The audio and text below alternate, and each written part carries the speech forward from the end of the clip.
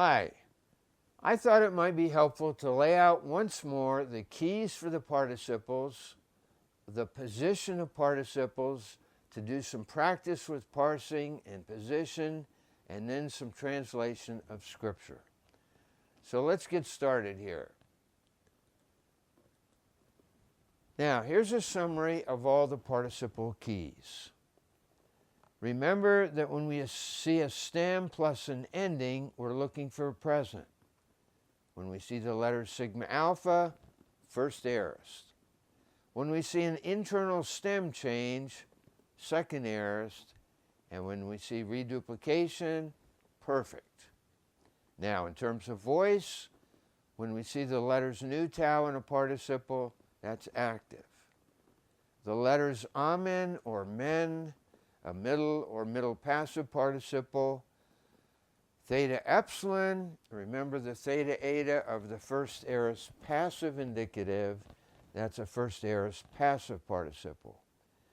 When we see a kappa, perfect active, and then when we see a loss of a helping vowel, that is a perfect middle passive participle.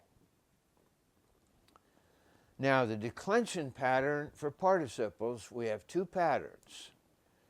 The first pattern is 3-1-3 for the masculine, feminine, and neuter. And this holds true for all of the active participles as well as the first and second aorist passive participles. Now, the second pattern is 2-1-2 for the masculine, feminine, and neuter participles. And this holds true for all the middle or middle passive participles. And now we remember the position. In the attributive position, that is where we have the definite article that precedes the participles, we use who or which for all of the participles. Now, in the predicate position for the present tense, we use while, the aorist tense, any one of these constructions, after having, or when. And finally, with a perfect participle, had or having. So let's do some practice here and keep those keys in mind as you work with these. And I'm going to hit my pause button, and then we'll compare notes. Well, how did you do? All right, paragon. We see our stem, parag, plus an ending. Present active participle, masculine singular nominative. Let's regard this as in the predicate position, while passing alongside or while passing by. Number 2, tone, fula, tone. Here we see our stem, and then our nu tau. So present active participle, masculine plural genitive. Of the ones who watch or guard or keep. Number 3, ta sodzan euangelion. Here we see our stem, and then we have our ending. So this is parsed as a present active participle, and this is either neuter singular nominative or neuter singular accusative. And what is the position of the participle? Attributive. So the gospel which saves. Number 4, tous elpidzantas. Here we have a basic stem. Here we have the letters nu tau. So present active participle, and this is masculine plural accusative. Attributive position, isn't it? The ones who hope. Number 5, tain, dikaiasunein, tain, exerchamenein. So we have the righteousness, and then we have our participle. Tain, exerchamenein. So here we have our stem, the letters men. Now we need to remember that erchomai is a deponent verb.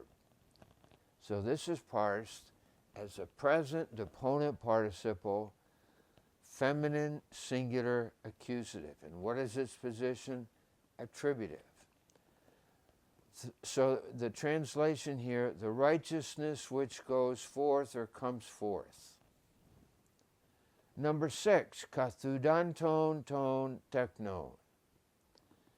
Now here we have our basic stem, kathud. We have the letters nu tau. What is the position? Predicate. Now we notice here ton teknon, neuter plural genitive. And remember the key, that when we have a participle and a noun or pronoun that are all in the genitive case, this is the genitive absolute. So we need to take the genitive noun or pronoun and make it the subject of the participle. And since this participle is present, we use while. So while the children are or were sleeping. The same holds true for number 7. Now, here, ruson. We have a second aorist stem here, don't we? So second aorist active participle. Now, because it goes with ton gunaikon, this is a feminine plural genitive. So the translation here would be, after the women found, or the women having found, or even when the women found. Let's do some more. I'll hit my pause button.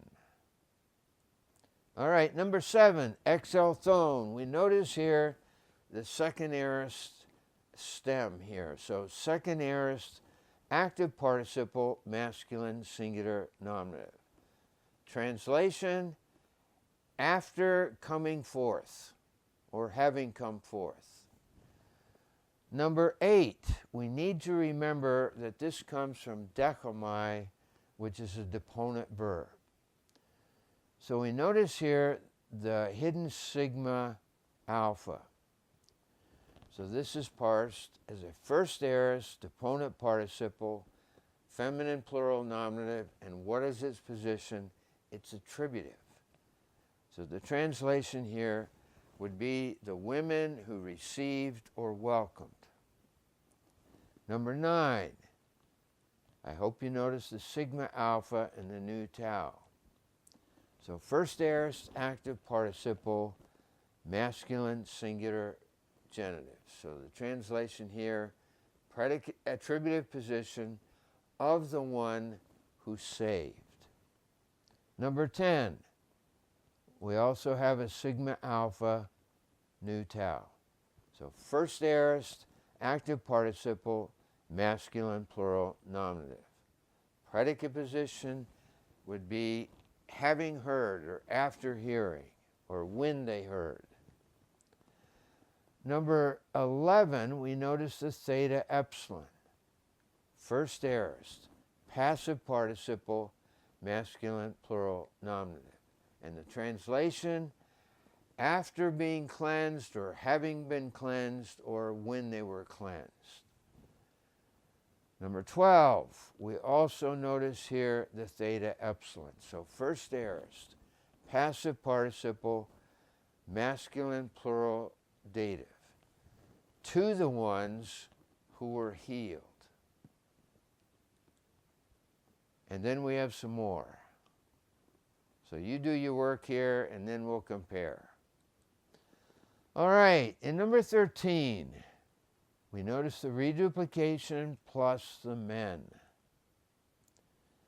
So this is a perfect middle passive participle, and this is either neuter plural nominative or neuter plural accusative. It's in the attributive position. So the things which had been written. Number 14, we notice reduplication again with the men. So perfect middle passive participle, masculine singular dative. To the one who had been healed. Number 15, we notice reduplication once more. And then we have the letters men. perfect middle passive participle, masculine plural nominative. Having been or had been baptized. Number 16, we notice the reduplication, and now we have a kappa. So perfect active participle, masculine plural accusative. The ones who had believed. Number 17, tain soterion, the salvation. Tain agorasmene. Now, notice here with the eta, that is the reduplication. Remember that words that begin with vowels or diphthong with participles in the perfect, we have a lengthening. This is not an augment. Participles don't have augments. This is reduplication. So we see the reduplication with the men. So perfect middle passive participle, and this is feminine singular accusative. So the translation, the salvation which had been bought. And number 18, this is from hetoimazo, I prepare. Now notice here we have reduplication once more with a men. So perfect middle passive participle, masculine singular nominative. Having been or had been prepared. All right, now we have some examples from Scripture. I'm going to hit my pause button and let's see what you do here. All right, in Ephesians 2:8, we have a very familiar verse. For by grace you are, now take a look at sesosmenoi. We have reduplication with the men. So perfect middle passive participle, masculine plural nominative. Now we had the $50 word that's called a periphrastic construction, where we have a form of the verb to be coupled with a perfect participle, and it emphasizes the enduring state or condition. So, for by grace you are saved, meaning you are in a saved position or condition through faith, and this is not of you, meaning it doesn't originate from you, it is the gift of God. Now in Philippians 1:6, pepoithos, we have reduplication with a participle ending, os.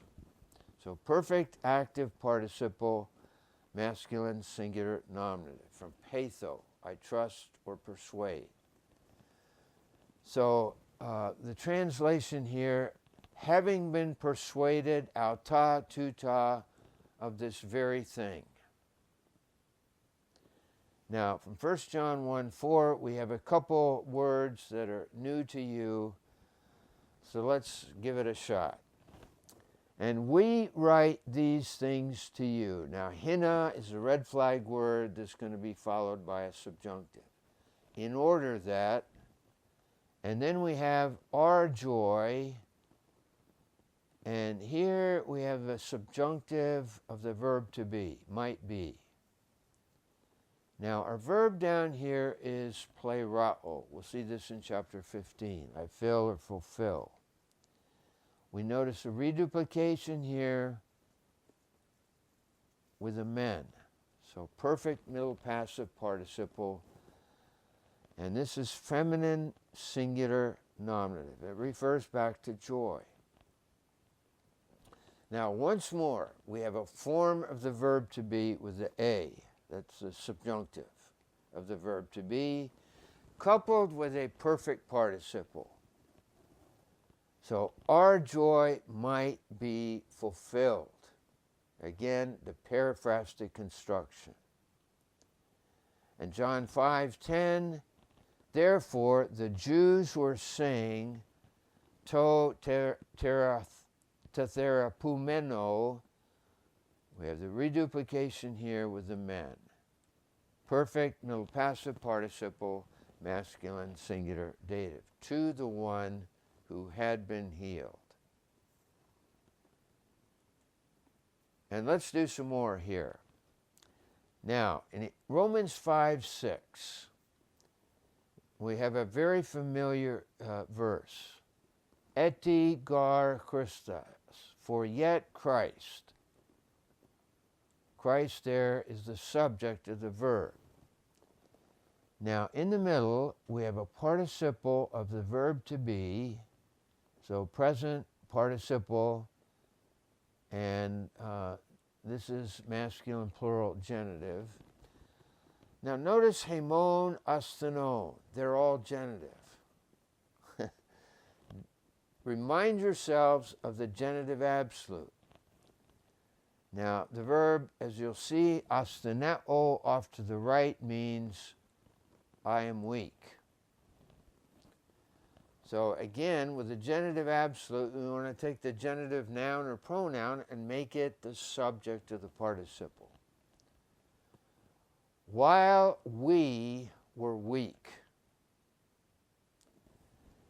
Christ, yet kata kairon, according to the time or opportunity, and here's our verb, died, from apathnesko, second aorist, active indicative. Died on behalf of the ungodly. So that's the main assertion. Christ died on behalf of the ungodly. John 8:31. Therefore, Jesus was saying, pros tous pepistu katas auto eudaius. We have a participle here, reduplication with the kappa. And since this is referring here to the Jews, which is also masculine plural accusative, to the Jews who had believed in him. In Luke 15:30, this is the complaint of the older brother. This your son, now, ha kataphagon. Now, you'll remember we had the word estheo, that means I eat. Katastheo is a compound verb that means I devour. Here we have our second aorist stem. So second aorist active participle, masculine, singular, nominative. So this, your son, who devoured your beyond living or subsistence. And finally, in Mark 1:5,